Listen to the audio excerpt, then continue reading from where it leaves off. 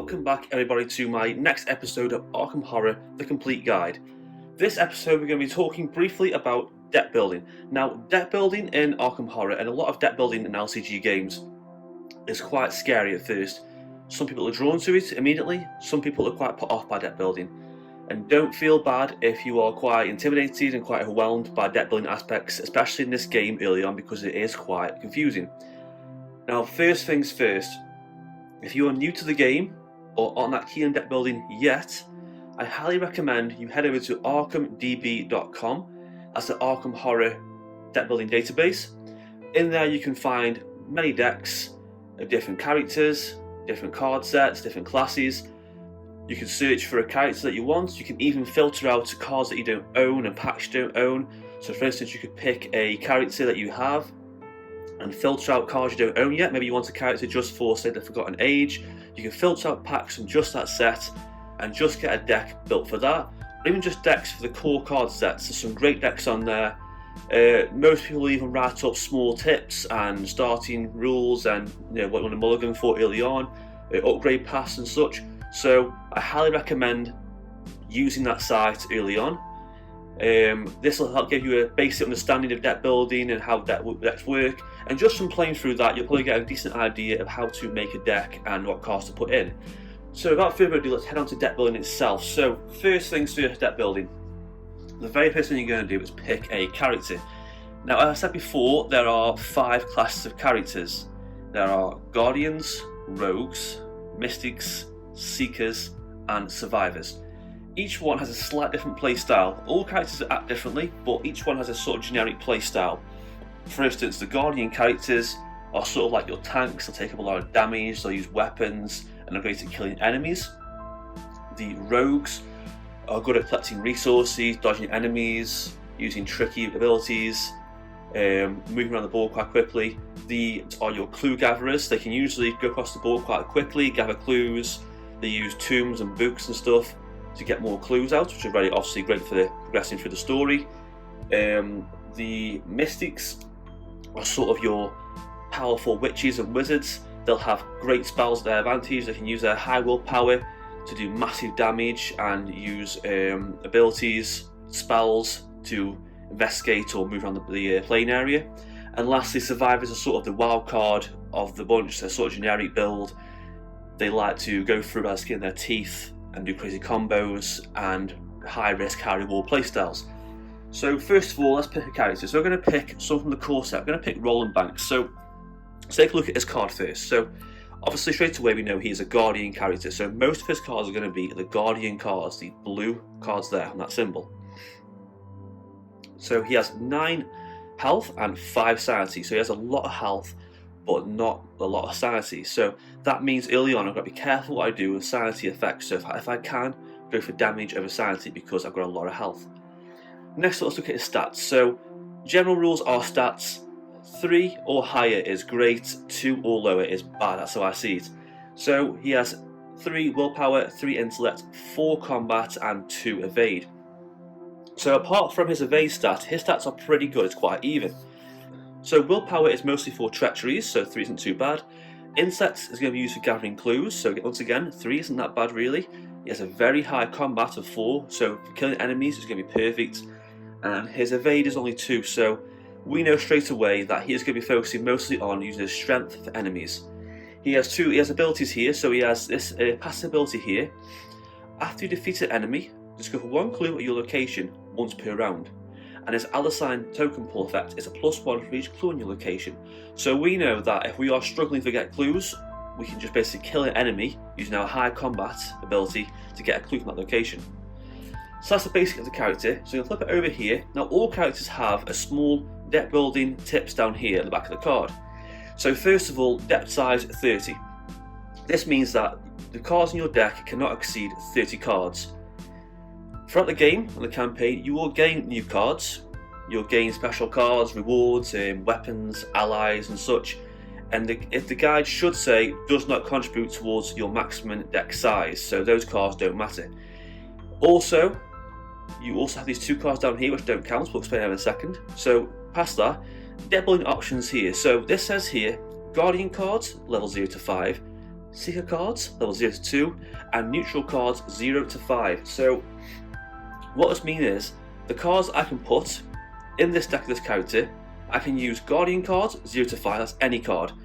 What that means is 0 to 5 is the level of the card itself. So as I said before, each card will have a small pip at the top up here. If I just show you a card instead, this is a level 0 card. It has no white pips around the edge. This is a level 1 card. That's got a 1 white pip there. If I go a bit further along, as you can see here, this one here has 4 white pips. That's a level 4 card. Okay, you can pretty much use any Guardian card you want in the deck. Seeker cards are these ones here. We can use 0 to 2, so we can use any cards that have 0 or 2 pips maximum. And also neutral cards, cards like this, so no colour backing, 0 to 5, so any neutral cards. Bear in mind that when you're making a deck at the start of a campaign, you don't have any XP, so you have to use all level 0 cards. You gain XP as you play along, and you can use that to get high level cards. Next up, deck building requirements, so all cards say this as well. See there, it says do not count towards deck size, so all cards have at least 2 or 3 extra cards that you add into them, and these are cards that are like signature cards that are bound to that character, that are related to that character itself. So Roland Banks has his 38 special, cover up, and also 1 random basic weakness. So all characters have their special unique card. You can see here he has his Roland's 38 special. Much like the character, it's his signature pistol because he has a lot of obviously his ability for gaining clues when killing enemies, so that is bound to this character. Here's his signature weapon. He also has his signature weakness that's related to the character, cover up, and also it says to pick any 1 random basic weakness. So we're going to have at least starting off at 33 cards, maximum 30 deck building, and 1 signature card, 1 signature weakness, and 1 basic weakness. Basic weaknesses are these white cards here, this little symbol here, and it will say basic weakness on the text. Pick one of these at random, or pick one that you want, it's up to you, doesn't matter.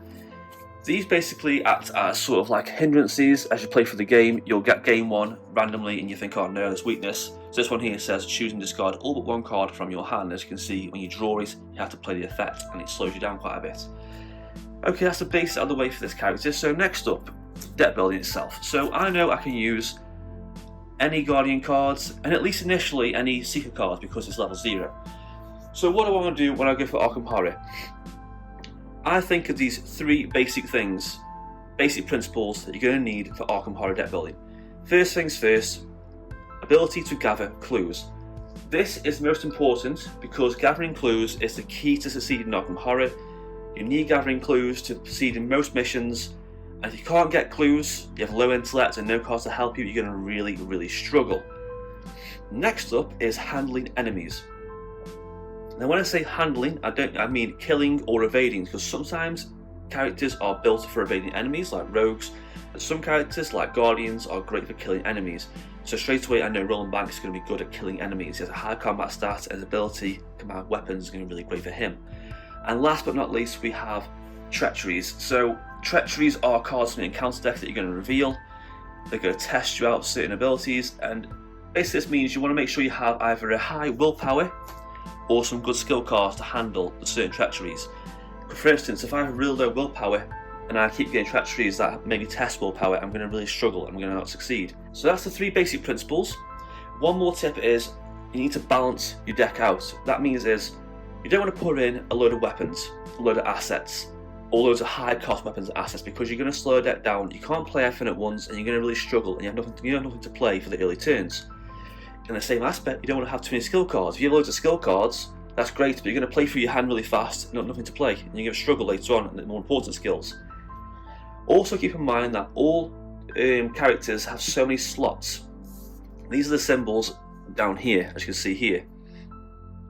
So you don't want to have too many cards of that symbol. For instance, I don't want to put a ton of allies in my deck. I can only have 1 ally slot, at least initially. So putting in about 10 allies is going to be useless. I can't play them all, I'm just going to waste these cards. Same with like weapons. You have hand slots or 2 hand slots in total, but if I put in about 10-20 guns in my deck, they're going to be wasted. I can't play them all, it's just a complete waste. So with that in mind, let's look at Roland Banks. So straight away, let's look at the first principle, handling enemies. Well, I already know it's got a great combat stat straight away. 4 is super high, even that alone should handle most enemies anyway. But let's say I want to put a few extra things. So what do I want to use? I want to use weapons maybe. Let's put some weapons. So definitely some weapons. So great weapons from the core set are, especially in solo, is machete. It only costs 3, it's 0 XP.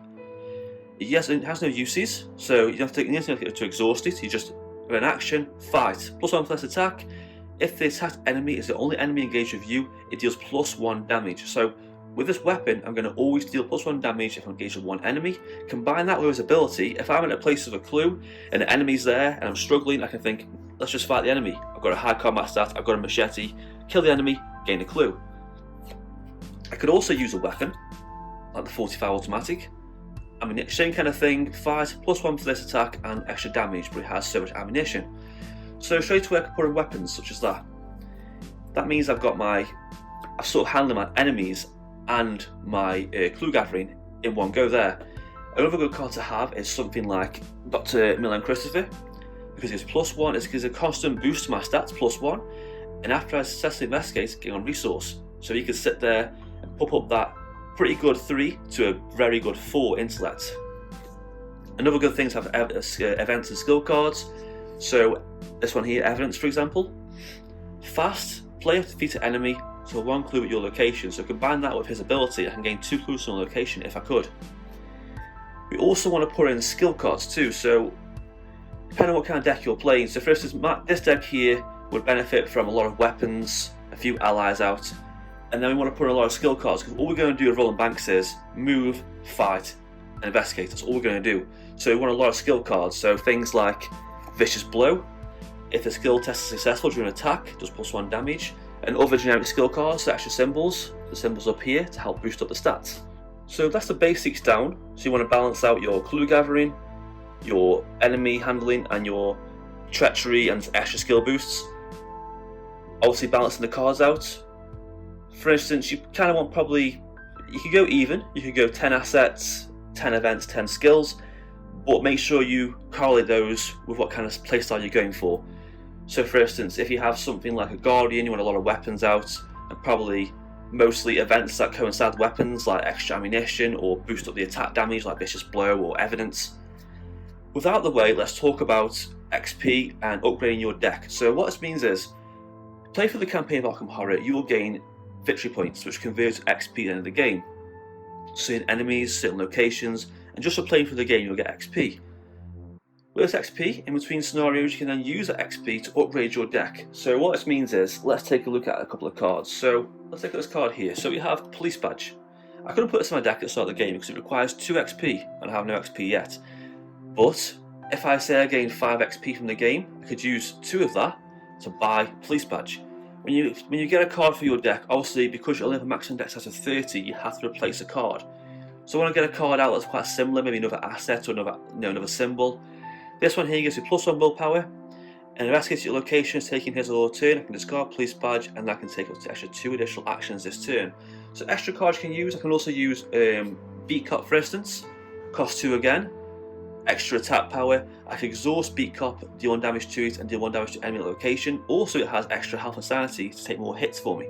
So, for instance, I know playing this game, that would be a great next upgrade for me because 1, it increases my attack power, which is the whole arc of the character, which I need to do, and also extra damage, and also it can take hits and soak up damage from me.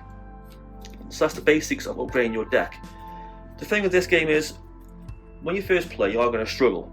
You're going to find it hard to make decks. You're going to find decks that you make are just terrible and don't really work at all. But through perseverance and through playing, you'll start to find cards that don't work. You'll play certain characters, certain styles, and you'll think, right, I know that card doesn't work. Or you play a scenario and think, right, I know this deck isn't doing well at, say, handling clues. This deck I'm playing through, I'm struggling with enemies. What do I do? So you know to change out certain cards, put in better ones, put in maybe some weapons, boost up your attack power, or put in more clue gathering cards, boost your intellect. It's all about trial and error and perseverance. And that's it for this brief deck building video for Arkham Horror the card game. Just want to go across a few basic principles and some tips and tricks I learned and use as I play. Any questions, leave below in the comment section. Look forward to the next episode where I'm going to talk about tips and tricks in playing the game. If you could like and subscribe, I'd appreciate that, and thank you for watching.